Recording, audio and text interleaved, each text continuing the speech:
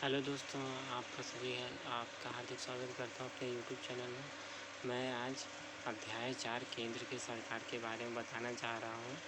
तो देखो दोस्तों, इसमें क्या दिया हुआ है, आपने कक्षा 7वीं में राज्य सरकार के बारे में पढ़ा है। तो इसका कुछ उसने आंसर मांगा है कि राज्य का विधायक भवन, विधानसभा भवन कहाँ है। तो रायपुर में स्थित है। आपके क्षेत्र का विधायक कौन है। तो सभी क्षेत्र का विधायक जो है अलग अलग है। यहाँ का विधायक कोई और है। और छत्तीसगढ़ सरकार का आदेश भोपाल मध्य प्रदेश में लागू होगा नहीं है। यहाँ का आदेश केवल छत्तीसगढ़ में ही लागू होगा। हमारे देश में राज्य सरकारों के अलावा एक और सरकार है जो पूरे देश के कई मामलों जैसे रक्षा, डाकघर, बैंक, रेल सेवा आदि की देखरेख करती है और पूरे देश के लिए कई विषयों पर कानून बनाती है। इस सरकार का केंद्रीय सरकार करती है। यह सरकार के कार्य देश की राजधानी दिल्ली से किया जाता है। इसका कार्य कहाँ से किया जाता है, दिल्ली से किया जाता है और इसे केंद्र सरकार करते हैं। फिर अब देखो दोस्तों, संसद के बारे में बताया गया है। संसद क्या होता है, पूरे देश के लिए जो कानून बना सकता है वो संसद कहलाता है। इसमें लोकसभा, राज्यसभा और राष्ट्रपति, ये 3 लोग मिलकर कानून बनाते हैं, उसे संसद कहते हैं। राष्ट्रपति इन दोनों संसदों को मिलाकर संसद बनता है। चित्र में संसद भवन दिखाया गया है। ये भारत की राजधानी दिल्ली में स्थित है। ये देखो ये दोस्तों संसद भवन है। अब आगे लोकसभा के बारे में बताया गया कि लोकसभा में जिस प्रकार राज्य में विधानसभा होता है उसी प्रकार पूरे देश के लोकसभा निर्वाचन क्षेत्र में बटा होता है। इस क्षेत्र को विभाजन के आधार पर जनसंख्या ये है। लगभग 10 लाख मतदाताओं में से एक संसदीय चुनाव क्षेत्र भारत में कुल 552 है, जिसमें 545 सदस्य कार्यरत हैं। इसके 543 चुनाव द्वारा तथा 2 सदस्य राष्ट्रपति द्वारा मनोनीत होते हैं। मतलब 545 सदस्यों का कार्यकाल, ठीक है। तो 545 में 543 जो है चुनाव द्वारा और दो जो हैं सदस्य को राष्ट्रपति मनोनीत करता है। उसे जो लगता है जो अच्छे से कार्य में मतलब बहुत सारे नॉलेज रखता है उसको मनोनीत कर सकता है। हमारे छत्तीसगढ़ में 11 लोकसभा सीटें हैं, ठीक है दोस्तों। कितनी सीटें हैं, 11। लोकसभा के सदस्यों का चुनाव जनता के द्वारा होता है। इसका भी कार्यकाल 5 वर्ष का होता है। एक सदस्य एक क्षेत्र का प्रतिनिधित्व करता है।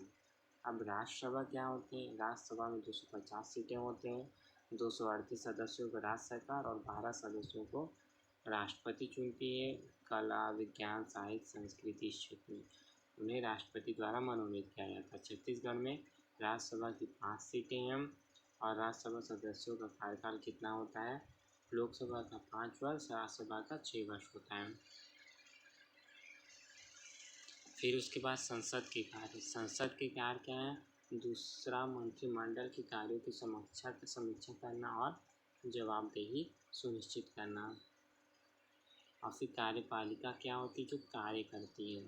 संसद जो कानून बनाती है उसे लागू करने के लिए जवाबदारी सरकार के महत्वपूर्ण अंग की होती है, उसे कार्यपालिका कहते हैं। मतलब संसद ने जो कानून बनाया और फिर जो मंत्री लोग रहते हैं वो इस कार्य को करते हैं। तो कार्यपालिका का प्रमुख कौन होता है, राष्ट्रपति होता है। सरकार का समस्त कार्य राष्ट्रपति के नाम पे किया जाता है, लेकिन वास्तव में निर्णय प्रधानमंत्री और मंत्रिपरिषद के द्वारा लिया जाता है। मतलब प्रधानमंत्री उनका नेतृत्व करता है और ये निर्णय मंत्रिपरिषद का होता है। आप फिर क्या बोलते हैं, लोकसभा में बहुदल का नेता अर्थात दल या दलों को मिलाकर आधे से अधिक सदस्यों का समर्थन प्राप्त हो तो उसे ही राष्ट्रपति प्रधानमंत्री पद पर नियुक्त करता है। प्रधानमंत्री की सलाह पर राष्ट्रपति मंत्रिपरिषद में अन्य मंत्रियों की नियुक्ति करता है। ये सभी मंत्री संसद के सदस्य होते हैं। अब राष्ट्रपति क्या होता है, वो क्या होता है, कार्यपालिका का प्रमुख होता है। सरकार के जितने भी कार्य होते हैं वो राष्ट्रपति के नाम पर होते हैं, लेकिन वास्तव में प्रधानमंत्री निर्णय लेता है। ठीक है दोस्तों, जैसे आपने समाचार पत्रों में, टीवी में देखा होगा कि संसद में महिलाओं के लिए स्थान सुरक्षित करने के लिए आरक्षण पर बहुत बहस होती थी। यदि मंत्रिमंडल यह निर्णय लेता कि महिलाओं को संसद में आरक्षण मिलना चाहिए तो राष्ट्रपति के हस्ताक्षर के बिना कानून नहीं बन सकता। अब राष्ट्रपति की शक्तियाँ क्या क्या होती हैं दोस्तों, देखते हैं। राष्ट्रपति क्या करता है? राज्यपाल, महाधिवक्ता, मुख्य चुनाव आयुक्त, उच्च न्यायालय, उच्चतम न्यायालय के न्यायाधीश और संघ लोक सेवा, ये सबकी नियुक्ति करता है। भारत की सेनाओं का सर्वोच्च सेनापति होता है। युद्ध की घोषणा करता है और संधियों पर समझौते करता है। राष्ट्रपति के पास क्षमादान की शक्ति, मतलब कोई व्यक्ति अगर क्षमा मांग रहा है तो उसको क्षमा कर सकता है, फांसी की सज़ा या मृत्युदंड की सज़ा। अब भारत की सुरक्षा को युद्ध आदि का खतरा हो तो राष्ट्रपति आपातकाल घोषणा कर सकता है।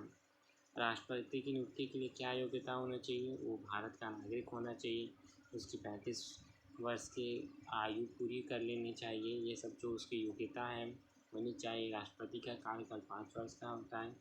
शक्तियों के अतिरिक्त राष्ट्रपति की और कौन कौन सी शक्ति हैं? तो विधायी है, कार्यपालिका है, सब बहुत सारी शक्तियाँ हैं।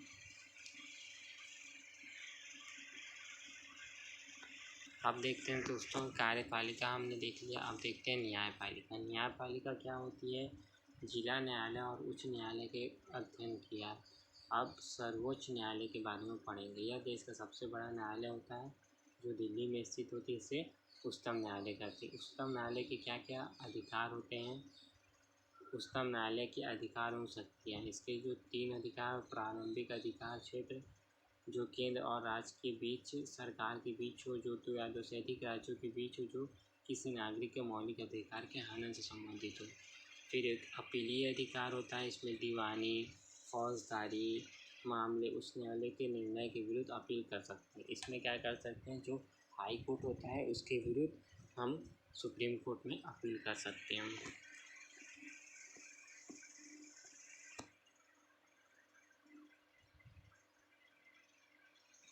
फिर एक लास्ट है परामर्श क्षेत्राधिकार। इसके अंतर्गत राष्ट्रपति किसी सार्वजनिक महत्व या विधि सम्मत तथ्यों के बारे में सर्वोच्च न्यायालय से परामर्श ले सकता है। इस परामर्श को मानने के लिए राष्ट्रपति बाध्य नहीं होता, क्योंकि राष्ट्रपति सर्वोच्च न्यायालय से परामर्श तो ले सकता है, उसको माने ना माने उसकी बात। सर्वोच्च न्यायालय नागरिकों के मूल अधिकार का संरक्षक होता है। ये संसद द्वारा पारित अधिनियम का पुनर्विलोकन करता है। संविधान के प्रावधानों के विरुद्ध होने पर उन कानूनों को अवैध घोषित कर सकता है। क्या कर सकता है? जो मतलब गलत लगे तो उसको अवैध घोषित कर सकता है। ठीक है दोस्तों, इस प्रकार हमारा आज ये 4था चैप्टर कंप्लीट हो गया। फिर उसके बाद हम आगे देखेंगे। थैंक यू दोस्तों।